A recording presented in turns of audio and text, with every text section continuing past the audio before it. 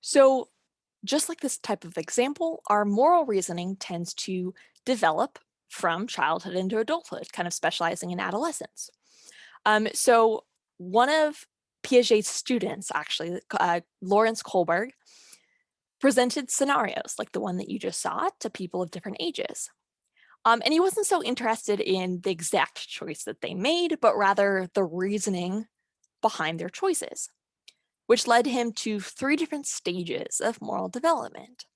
So for instance, stage number one, he called pre-conventional morality, which is when moral choices are made according to the expectation of reward or punishment. So it's, for instance, in that scenario, you steal the drug because letting your wife die is bad.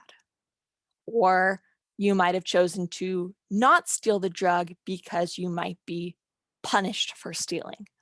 So it doesn't matter the choice that you made, but your action is justified based off whether you're rewarded or punished by it.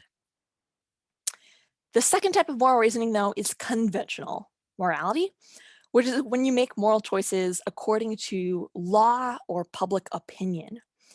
So this is for like maybe if you're rationalizing stealing or not stealing the drug based on what others would think of you. How would others view that behavior?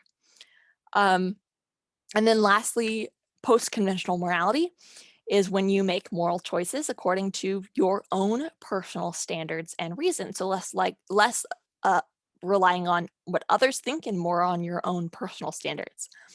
So less focus on the legality of theft, for instance, and more attention to the morality on the druggist's request for compensation and Heinz's request for special consideration for his wife, and kind of those reasoning standards for why those personal choices were made and kind of how those influence your decision.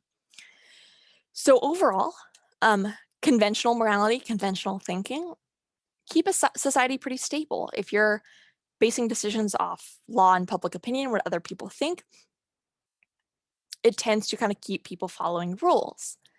But it's also led to a lot of horrible practices in society and history, things like genocide or slavery.